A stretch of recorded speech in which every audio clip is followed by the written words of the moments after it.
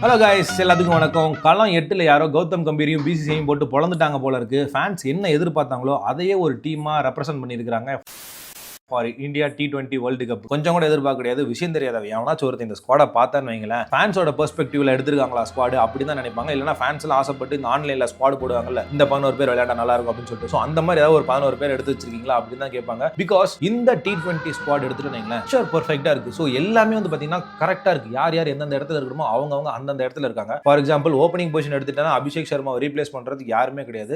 S, SSV Jaiswal deserving candidate தான். But நீங்க Sanju சாம்சனோட recent ஃபார்மை பார்க்கும்போது சஞ்சு வந்து டிசர்விங் கேண்டிடேட்டா இருக்காரு. அலாங் வித் சஞ்சுவோட இன்னொரு காம்படிட்டர் யார் இருக்கான்னு பார்த்தா அந்த ஓப்பனிங் ஸ்பாட்டுக்கு இஷான் கிஷன் இருக்காரு. இந்த இஷான் கிஷனோட ஸ்டோரி எடுத்துட்டீங்களா, அது வந்து ஒரு டிஃபரெண்டான ஸ்டோரி. கொஞ்சம் வருஷத்துக்கு முன்னாடி எடுத்துட்டா ஸ்ரேயஸ் ஐயரையும் இஷான் கிஷனையும் டிசிப்ளினரி ஆக்ஷன்ஸ் கொடுத்து இந்தியாவோட சென்ட்ரல் கான்ட்ராக்ட்ல இருந்து ரிலீஸ் பண்ணி விடுறாங்க. அதுக்கப்புறம் அவங்க டீமுக்குள்ள வருவாங்களா அப்படின்றதே ஒரு மிகப்பெரிய கேள்விக்குறியா இருந்தது. ஆனா அதுக்கப்புறம் நடந்தது எடுத்து பாருங்களேன். ஸ்ரேயஸ் ஐயர் PBKS போறாரு, இல்ல அது மாதிரி KKR டைட்டில் வின் பண்றாரு, PBKS வராரு, அது கேப்டன் ஆயிட்டு அவர் டீமை ஸ்கிராச்ல இருந்து பில்ட் பண்ற மாதிரி பில்ட் பண்ணி அதை ஒரு நல்ல IPL ஒரு டாப் 3 டாப் 4 இருக்க ஒரு டீமா கொண்டு வராரு. சோ அவர் வந்து ப்ரூவ் பண்ணி அவரோட பொசிஷனை திரும்ப இந்தியாவுக்குள்ள வந்தாரு. அன்பார்ச்சுனேட்லி அவருக்கு ஒரு இன்ஜுரி ஆனதுனால மேபி இருந்திருந்தாலும் இப்போ காம்படிஷன் அதிகம் தான். He is deserving for ODI. But T20 so என்ன சொல்றதுன்னு எனக்கு தெரியல. அவரோட பொசிஷன் வந்து அந்த அளவுக்கு காம்ப்ளிகேட்டடா இருக்கு. If Surya was not playing well, maybe Surya can be replaced with Shreyas Iyer. But ஆனா இட்ஸ் ஸ்டில் a debate. நம்ம அதை பத்தி பேசுறதுக்கு பெருசா எந்த ஒரு விஷயமும் கிடையாது. அண்ட் இஷான் கிஷனோட ஸ்டோரி எடுத்துட்டு வைங்களேன்,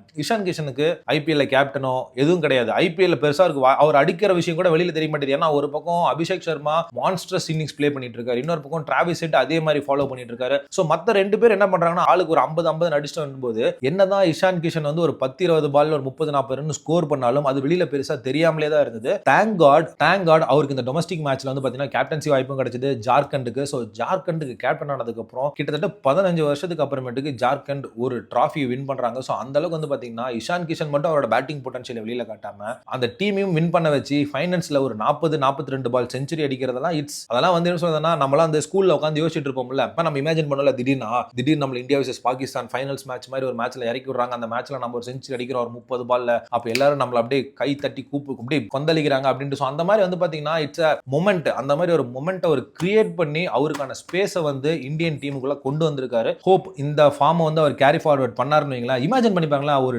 ODIல டபுள் செஞ்சுரி அடிச்ச ஒரு பிளேயர் ரேடார்ல இல்லாம போயிருக்காரு. சோ அந்த மாதிரி இருக்க ஒரு பிளேயரோட பொட்டன்ஷியல் எந்த அளவுக்கு இருந்திருக்கும். சோ இந்த மாதிரி பிளேயர்ஸ் எல்லாம் ஒன்ஸ் அந்த வாய்ப்பு கிடைக்கிற வரைக்கும் தான். ஒன்ஸ் அந்த வாய்ப்பு கிடைச்சிருச்சுன்னு வைங்களேன், they will be unstoppable. So இஷானுக்கு அந்த வாய்ப்பு கிடைச்சிருச்சு. ஐ ஹோப் எந்த ஒரு இன்ஜுரி வராம அவர் நல்லா பெர்ஃபார்ம் பண்ணும் அப்படின்னு சொல்லிட்டு. சஞ்சு சாம்சன் அதே தான் நான் ஃபர்ஸ்ட் சொன்ன மாதிரி he is a deserving candidate. apart from that number 3ல Tilak Varma will be picture perfect. But if Suryakumar யாதவுக்கு கிளிக் ஆயிடுச்சு, ஏன்னா சூரியகுமார் யாதவ் லாஸ்ட் ஒரு 10-20 மேட்சா சரியா எந்த ஒரு பெர்ஃபார்மன்ஸும் இல்ல, ஒரு 50 எதுவுமே இல்ல, 30 கூட நான் கிராஸ் பண்ணல நினைக்கிறேன். சோ இந்த மாதிரி ஒரு பிரச்சனையில சூரியகுமார் யாதவ் மாட்டிட்டு இருக்காரு. சோ அவர் என்ன சொல்றாருன்னா, எனக்கு நெட்ஸ்லாம் நல்லா தான் பட்டுட்டு இருக்குது, மேட்ச்ல தான் எனக்கு அது ஸ்கோரா கன்வெர்ட் ஆக மாட்டேங்குது, 1-2 மிஸ்டேக் ஏதோ நடந்துட்டு இருக்கு. சோ ஒன்ஸ் நான் அதை கண்டுபிடிச்சிட்டேன், இல்ல ஒன்ஸ் அது எனக்கு சரியாயிடுச்சு அப்படின்னா அதுக்கப்புறமேட்டு I will back to my form அப்படின்றாரு. சோ ஒரு கிரிக்கெட்டரோட பெர்ஸ்பெக்டிவ்ல இருந்து நீங்க பாத்தீங்கன்னு வைங்களேன், அந்த ஃபார்ம்ன்றது ஒன்றும் இல்லை, பெருசாக கான்ஃபிடென்ட் தான். அந்த கான்ஃபிடென்ட் வந்துருச்சுன்னா போதும். ஒரு சில மேட்சஸ்லாம் பார்த்தீங்கன்னா சுமாராக ஆடிட்டு இருக்க ஒரு பிளேயர் இருப்பான், திடீர்னு ஒரு 4 ஒரு 6 வந்து ஒரு நல்ல ஷாட் ஒன்று வச்சுருவான். அந்த ஷாட் வச்சதுக்கு அப்புறமேட்டுக்கு அந்த மேட்ச் ஃபுல்லாக அவனை நிறுத்தவே முடியாது, அடிச்சுக்கிட்டே இருப்பான். அவன் அவுட் ஆனா கூட ஒரு நல்ல ஷாட் அடிப்பி அவுட் ஆயிருக்கான் அப்படின்ற மாதிரி தான் வந்திருக்கும். அந்த மாதிரி தான் இன்டர்நேஷனல் பிளேயர்ஸும்.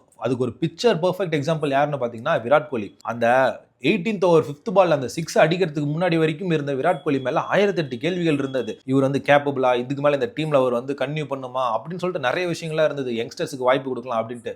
பட் அந்த ஒரு பர்டிகுலர் 6 அதுக்கப்புறம் டைனாமிக்ஸே மாத்திருச்சு. அதுக்கப்புறமேட்டுக்கு he came and show what is Virat Kohli and Virat கோலினா யார், அந்த ரன் மிஷினா என்ன அப்படின்றத வந்து இந்த ஜென்சி காட்டு போயிருக்காருன்னு தான் சொல்லணும். ஸோ அதுக்கப்புறமேட்டுக்கு அஃப்கோர்ஸ் டைட்டில் வின் பண்ணியிருக்காரு. ஸோ சூரியகுமார் யாதவுக்கு அந்த ஒரு 6 அடிச்ச மொமெண்ட் மாதிரி, விராட் கோலி 6 அடிச்ச மாதிரி அந்த மொமெண்ட் ஏதோ ஒரு நாள் சிக்கிடுச்சு அப்படின்னா, இன்னும் நியூசிலாந்தோட மேட்சஸ் இருக்கு, அதுக்கப்புறம் டொமஸ்டிக் மேட்சஸ்லாம் அவர் அப்படி எனக்கு தெரிஞ்சு ஆடுவார் நினைக்கிறேன். ஸோ அங்கெல்லாம் ஆடும்போது அந்த ஒன்ஸ் அந்த ஷாட் அவர் பிடிச்சிட்டாருன்னா அதுக்கப்புறமேட்டுக்கு runs will start to flow in his batter. So இதுக்கப்புறம் தான் அந்த மான்ஸ்டரே ஒழிச்சு வச்சிருக்காங்க. ஸோ இந்த மான்ஸ்டர் வந்து எப்படின்னா கிட்டத்தட்ட இந்த 1.4 பில்லியன் இந்தியன்ஸ் இருக்காங்க பாத்தியா, இதுல அதுக்கு ரீப்ளேஸ்மெண்டே கிடையாது அந்த மான்ஸ்டருக்கு. அந்த மாதிரி நேத்துலாம் பேட்டிங் ஆடிட்டு இருக்காரு. சோ அந்த ஹர்திக் பாண்டியா தான் நான் சொல்லிட்டு இருக்கேன். சோ அந்த ஹர்திக் பாண்டியாவோட பிளஸ்ஸா இருக்கட்டும் மைனஸா இருக்கட்டும் என்னன்னா அவரோட ஆட்டிடியூட் தான். ஹி டோன்ட் நோ லைக் அவரோட பொசிஷனோ இல்ல அவர் என்ன டவுன்ல ஆட போறேன், என்ன பிரஷர்ல வைக்க போறேன்றதான் தெரியாது. அவரை பொறுத்த வரைக்கும் if ball is in my arc I will send it to the park அப்படின்ற ஒரு மைண்ட் செட்ல இருக்காரு. சோ இதனால என்ன ஆகுதுன்னு பாத்தீங்கன்னா, S it's a double edged sword. எப்படி it's a double edged sword தான். But he is consistent. இந்த கன்சிஸ்டண்டா இருக்கிறதுனால என்ன பார்த்தீங்கன்னா ரன்ஸ் அவரோட சைட்ல இருந்து வந்துகிட்டே இருக்கு. அதுவும் குயிக் ரன்ஸா வருது. நேத்துலாம் கிட்டத்தட்ட ஒரு 16 17 பால்ல ஆஃப் செஞ்சுரி போட்டாரு. ஸோ இப்படி இருக்கக்கூடிய டைம் ஆல்சோ வந்து பார்த்தீங்கன்னா மேட்சஸ்ல குரூஷியல் விக்கெட்ஸ்லாம் இருக்கும் பார்த்தீங்கன்னா அந்த குரூஷியல் விக்கெட்ஸ் எடுக்கிறதுல Hardik Pandya is a master. So அதனால வந்து பார்த்தீங்கன்னா ஹர்திக் பாண்டியாவோட பிளேயர்ஸும் நம்ம கேள்வி கேட்கவே முடியாது. எஸ், ஜிதேஷ் சர்மா கொஞ்சம் அன்லக்கி தான். பட் அவரோட காம்படிட்டர் அந்த அளவுக்கு டாப் பெர்ஃபார்மிங் பண்ணிட்டு இருக்கும்போது நம்ம பெருசாக எதுவும் சொல்ல முடியாது. மேபி அவர் அடுத்தடுத்த மேட்ச்ல நல்லா பண்ணும்போது வாய்ப்புகள் கொடுக்கணும். அக்ஷர் பட்டேல் ஆல்ரெடி அவர் தான் வைஸ் கேப்டனா இருந்தாரு. அதுக்கப்புறம் அவர்கிட்ட இருந்து வைஸ் கேப்டனை புடுங்கினாங்க, கில்லிட்ட கொடுத்தாங்க. ஏன் கொடுத்தோன்னு யோசிக்கிற வைக்கிற அளவுக்கு வச்சுட்டாங்க. கடைசியில் அவங்களே யோசிச்சு கில்ல டிராப் பண்ணிட்டாங்க. என்ன ஆச்சு, ஏன் டிராப் பண்ணாங்கன்னு தெரியல. அவருக்கு அந்த அளவுக்கு இம்பார்ட்டன்ஸ் கொடுத்து எல்லா மேட்ச்லயும் ஆட வைக்கிறீங்க அப்படின்னா எய்தர் அவங்க என்ன நினைச்சிருப்பாங்கன்னா கில்ல வந்து ப்ரமோட் பண்ணி 3 ஃபார்மட் பிளேயரா கொண்டு போகலாம் அப்படின்னு நினைச்சிருப்பாங்க. பட் ஆனால் கில் அந்த அளவுக்கு கன்சிஸ்டன்டா பெர்ஃபார்ம் பண்ணாம இருந்ததுனால அவர் வந்து வேணாம்ப்பா நம்ம பழையபடி என்னவோ அதுக்கே போயிடுவோம் அப்படின்னு நினைச்சிருப்பாங்கன்னு நினைக்கிறேன். பிகாஸ் லாஸ்ட் 10 இன்னிங்ஸ்ல அது ஒரு 30 கூட இல்லைன்னு நினைக்கிறேன். அண்ட் ஆவரேஜ் வந்து பாத்தீங்கன்னா ரொம்ப கம்மியா தான் இருக்கு. ஸோ மேபி நம்ம வேணாம் கில்ல விட்டுறலாம், நம்ம வந்து அடுத்த பிளேயரை பார்த்துருவோம் அப்படின்னு சொல்லிட்டு கில்ல விட்டுட்டாங்க. Which is a very good sign. ஏன்னா என்னோட லாஸ்ட் வீடியோல நான் சொல்லியிருந்தேன் கௌதம் கம்பீர் இப்போ பண்ண வேண்டியது ஒரே ஒரு விஷயம் தான். ஒரு வெள்ளை பேப்பர் எடுத்து இதுதான் எங்க 15 பேர் ஆர் இதுதான் எங்க 18 பேர், இவங்களை வச்சு தான் நான் T20 வேர்ல்டு கப் ஆட போறேன் அப்படின்னு சொல்லிட்டு அவங்களுக்கான பொசிஷன் என்ன அப்படின்றதையும் நான் கன்ஃபார்ம் பண்ணிட்டு அவங்கள அவங்க ஃபார்ம்ல ஆட விட்டுறணும். நீ அடிச்சா அடிக்காட்டி போ, நீ T20 ஸ்குவாட்ல இருக்க வேர்ல்டு கப்புக்கு நீ என்ன வேணா பண்ணிக்கோ, உன்னை நான் எடுக்க போறது கிடையாது வெளியில டீம் விட்டு அப்படின்னு சொல்லிட்டா அது பிளேயருக்கு எவ்வளவு பெரிய கான்ஃபிடென்ட்னு உள்ள விளையாடுற பிளேயருக்கு தான் தெரியும். ஸோ அந்த கான்ஃபிடென்ட் இதுக்கு மேல இந்தியன் டீம்ல ரிஃப்ளெக்ட் ஆகும் அப்படின்னு நினைக்கிறேன். ஆல்ரெடி T20ல பிரிச்சு மேஞ்சிட்டு இருக்காங்க.